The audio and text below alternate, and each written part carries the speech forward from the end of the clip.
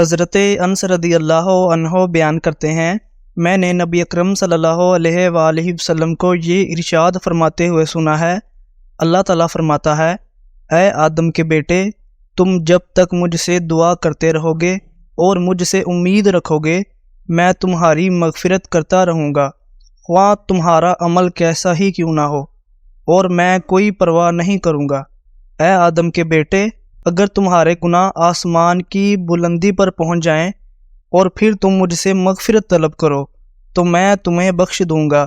اے آدم کے بیٹے، تم زمین کے جتنے گناہ لے کر میرے پاس آؤ اور پھر تم اس حالت میں میری بارگاہ میں حاضر ہو کہ تم کسی کو میرا شریک نہ ٹھہراتے ہوئے، تو میں اتنی ہی مغفرت کے ہمراہ تم سے ملوں گا۔ اس حدیث کو امام ترمذی رحمۃ اللہ علیہ نے روایت کیا ہے۔